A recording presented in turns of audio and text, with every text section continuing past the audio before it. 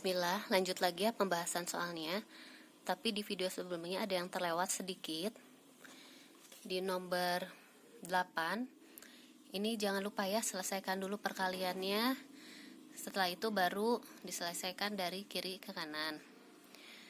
Dan untuk nomor 11, yang terlewat sedikit itu, ini pecahan campurannya dijadikan pecahan biasa dulu, begitu juga yang desimalnya ya. Dan diubah ke bentuk yang paling sederhana. Setelah itu baru diurut dari yang pembaginya paling besar ya, yang nilai pembaginya paling besar.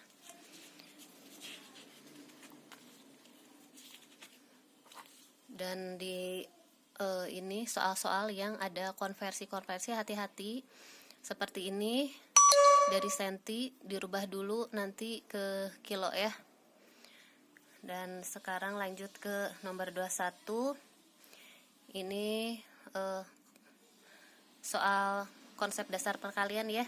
Ibu pernah bilang di kelas bahwa perkalian itu adalah kelompok dikali isi sama dengan jumlah seluruh isi. Nah, di sini karton itu kelompoknya isinya adalah dalam rim ya. Nah, jumlah seluruh rimnya berarti 2 dikali 5. Tapi yang ditanyakan adalah jumlah seluruh lembarnya. Berarti nanti setelah dapat jumlah seluruh rim, isi satu rimnya berapa, yaitu 500 lembar ya. Terus nomor 22, kecepatan. Seperti di video kemarin masih sama ya. Kalau kalian lupa, lihat aja, perhatikan satuannya. Berarti ini kecepatan itu jarak dibagi waktu. Tinggal konversi dari menit ke jamnya ya.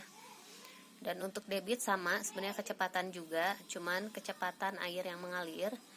Jadi rumusnya pun sama. Kalau kemarin JKW, sekarang VDW. Dan ini ya kalau kalian lupa, biasa lihat aja satuannya. Ini liter per menit, berarti debit itu volume dibagi waktu ya. Tinggal konversi. Yang ini yang perlu dikonversi adalah waktunya ya, dari jam ke menit. Ini bangun datar sifat-sifatnya.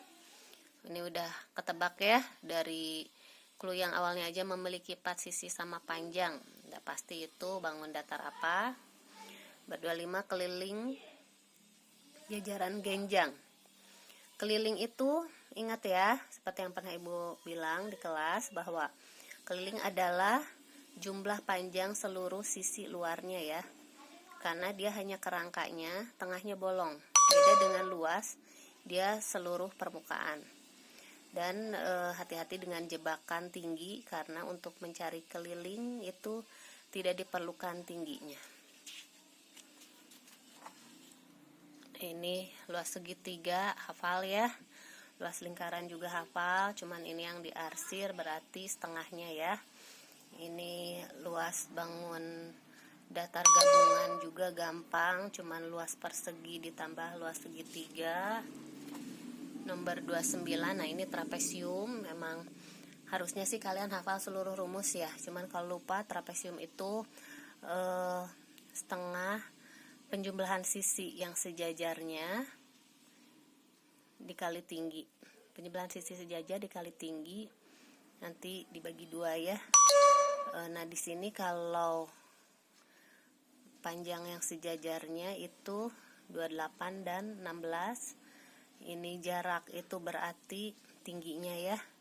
Tapi kalau kalian lupa rumus, bisa dilihat ini trapesium itu berarti luas segitiga ditambah luas persegi. Dan ini luas permukaan.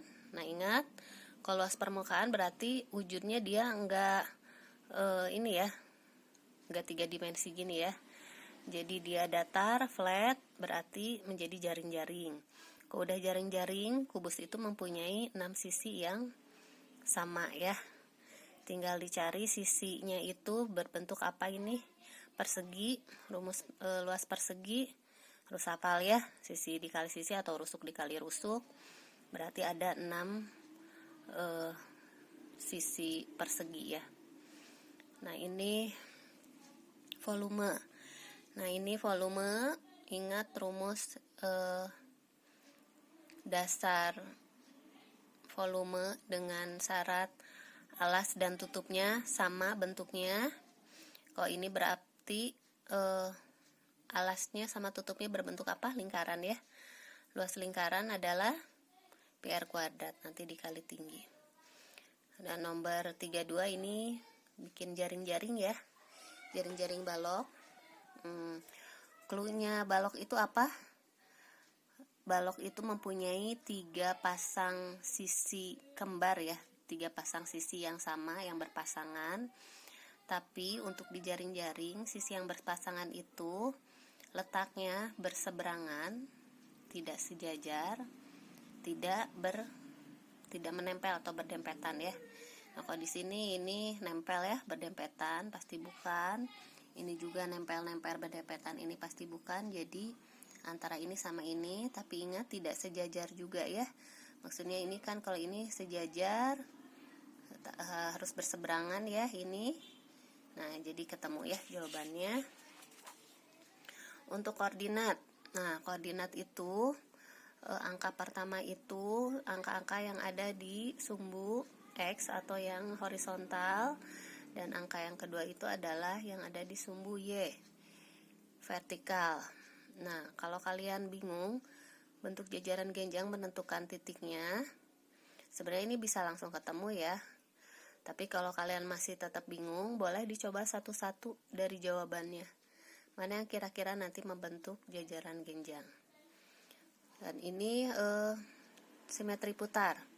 Simetri putar itu saat bangun datar diputar 360 derajat searah jarum jam. Jadi seperti ini, searah jarum jam, dan dia akan berapa kali selama diputar 360 derajat dia kembali ke bentuk awalnya. Nah, kayak ini misalnya persegi ya. Kita putar dulu awalnya 90 derajat dulu ya. Nah, ini posisi awal. Putar 90 derajat, malang ya, belok kembali, putar lagi 180 derajat. Nah, dia udah kembali nih. Berarti 1, terus putar lagi 270, malang lagi, dan balik lagi ke 360 derajat, balik lagi. Nah, jadi udah berapa kali dia kembali ke posisi semulanya? Udah langsung terjawab ya. Dan sekarang pencerminan.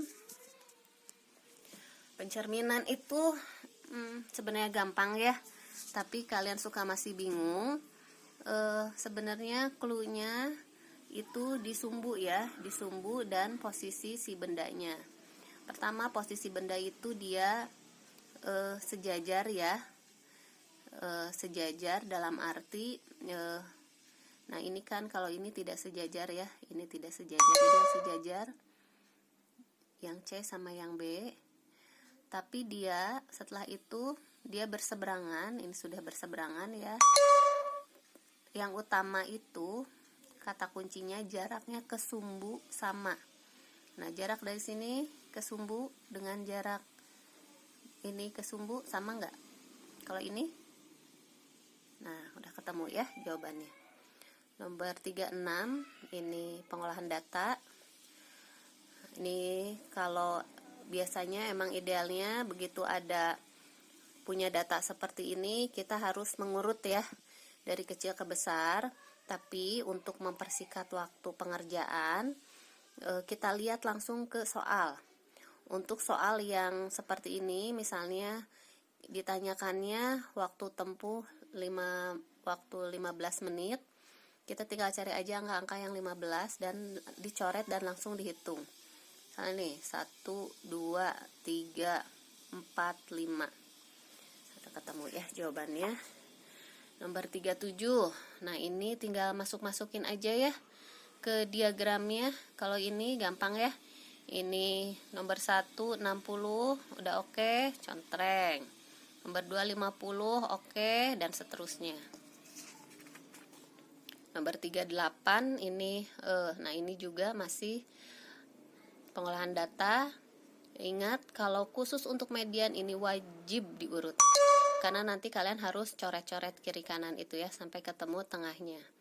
Nah, kalau misalnya tidak berbentuk deret seperti ini, ingat kalian harus menghitung dulu jumlah datanya ada berapa ya, 1, 2, 3 dan seterusnya untuk mencari dia jumlah datanya ganjil atau genap ya. Ingat yang untuk median. Dan untuk nomor 39, nah ini juga modus supaya karena misalnya angkanya banyak, bervariasi, biar nggak pusing, kita cek berdasarkan jawaban. 9 kilo yang mana cuma 1, 12, 1, 2, 3, 4, 15, 1, 2, 3, 40, cuma 1. Nah, ketemu ya jawabannya. Dan terakhir nomor 40 itu gampang ya.